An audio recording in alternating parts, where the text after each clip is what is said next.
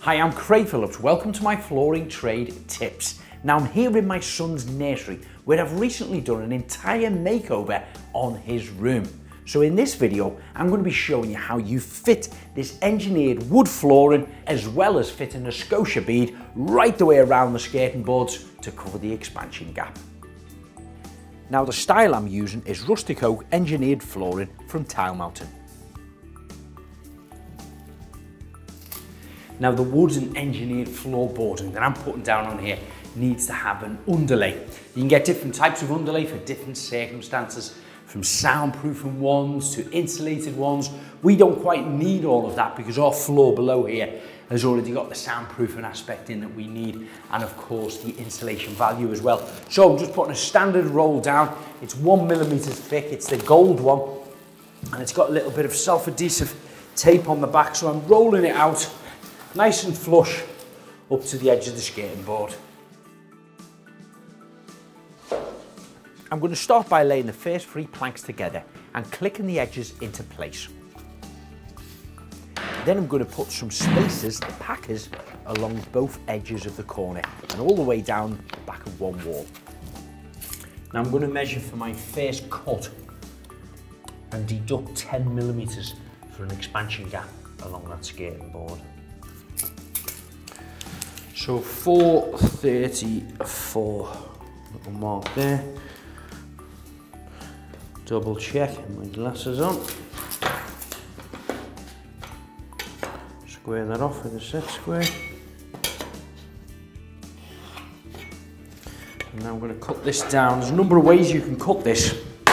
Of course you can cut it with a handsaw if you've got a handsaw. A chop saw also would be great for chopping through on there, or even just a small cordless circular saw like this is quick and easy.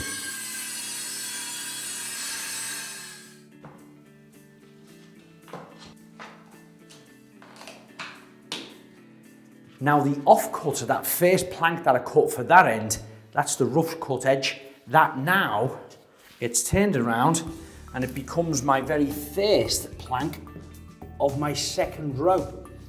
I've got the 10 millimeter expansion gap on that one end there. The cut edge will get covered with the bead and it clicks into position. And that staggers my joints for me. And you can give them a little tap with your block if you need to. Then you can start to continue putting all the planks in, making sure that you're staggering the joints. Each plank is 130 millimeters in length and they're 14 millimeters thick. And what I love about it is the natural knots, the grains and the tones that you can see in the timber. Now this is the first time I've actually fitted this in our house, and I've got to be honest, I love it. It's so easy to put together, this new click system. It's got a groove in one end of it along here, and then it's got this nib along there, and it just interlocks in really quick and simple.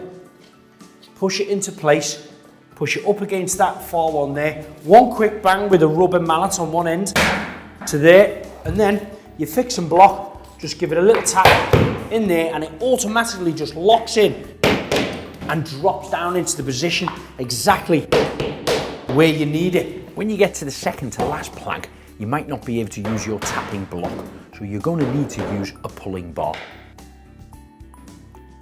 Now when you come to your last piece against the skirting board and maybe you're going underneath a doorway, you're going to have to mark up and cut around the actual door frame itself if the flooring is going to set through the door just a little bit, which ours is. So I've marked it up and I'm just using a jigsaw to cut it out.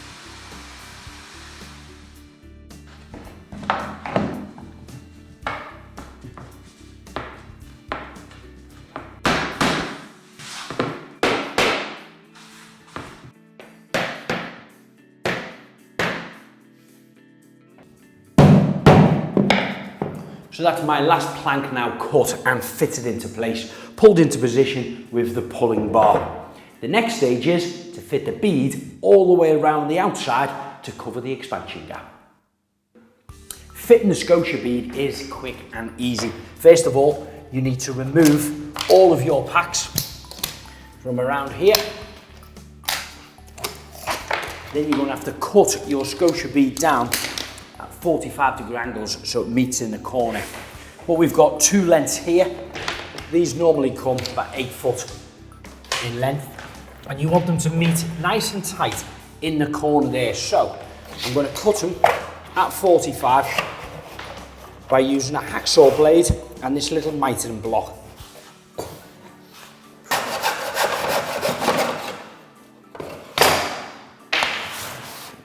That fits into that corner, and then you get your opposite one. Cut that down at 45.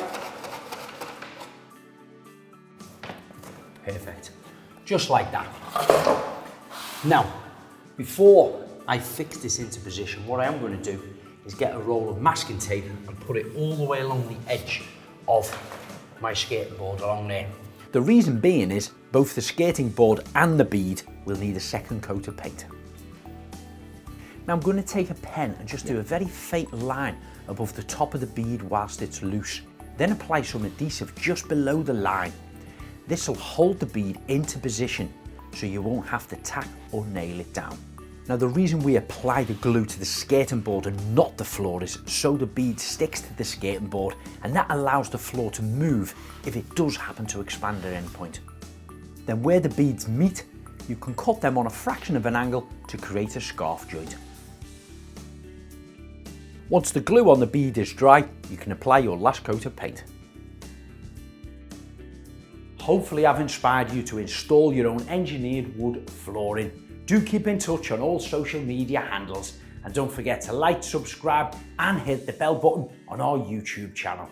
If you want to know more about the flooring I've installed, check out the website tilemountain.co.uk.